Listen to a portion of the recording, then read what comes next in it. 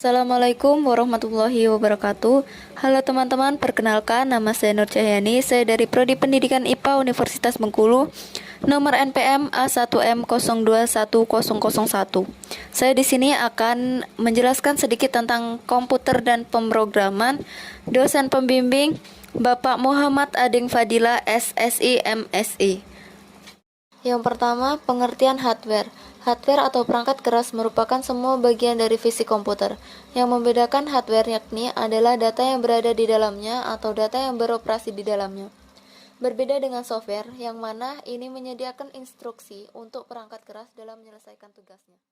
Yang kedua, fungsi hardware. Hardware atau perangkat keras berfungsi memudahkan pengguna komputer dalam melakukan kegiatan atau bekerja yang berkaitan dengan penggunaan komputer atau dengan adanya hardware yang lengkap, maka sistem komputer bisa berjalan dengan baik. Untuk fungsi sesuai dengan jenis hardware yang ada. 1. Menjadi media pemberi masukan data atau eksekutor. 2. Perangkat keras atau hardware berfungsi sebagai pengolah data. 3. Hardware juga memiliki fungsi sebagai penampil input dari sebuah proses. Yang ketiga, contoh hardware. 1. CPU menjadi unit pengolah data. 2. RAM menjadi tempat penyimpanan data sementara. Yang ketiga, hard drive menjadi media penyimpanan data semi permanen. Keempat, mouse plus keyboard, media yang dipakai untuk memasukkan data untuk kemudian diproses oleh CPU. Kelima, monitor menjadi alat penampil output atau keluaran yang dihasilkan oleh CPU. Yang keenam, speaker menjadi alat penampil output atau keluaran yang berupa suara yang dihasilkan oleh CPU.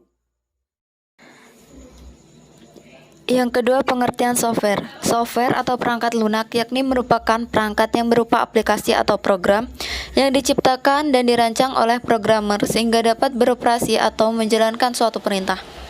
Software ini pula dapat dikatakan dengan penggerak dan pengontrol perangkat keras atau hardware untuk kemudian difungsikan sebagaimana fungsinya. Fungsi software. Yang pertama, fungsi software yakni sebagai sistem operasi atau sistem pendukung.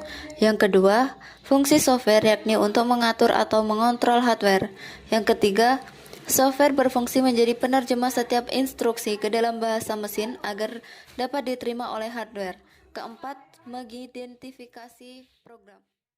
Contoh software. 1. Application software, perangkat lunak aplikasi seperti pengolah kata, lembar tabel hitung, dan lain-lainnya. 2. Operating system, sistem operasi seperti Windows dan Linux. 3. Firmware, perangkat lunak menetap seperti yang terdapat dalam jam tangan digital, serta pengendali jarak jauh. Software development tools, perkakas pengembangan perangkat lunak seperti kompilator untuk bahasa pemrograman tingkat tinggi seperti Pascal serta bahasa pemrograman tingkat rendah yaitu bahasa rakitan. 4. Free library software, perangkat lunak bebas dan perangkat lunak sumber terbuka. 5. Shareware atau trialware, perangkat lunak uji coba.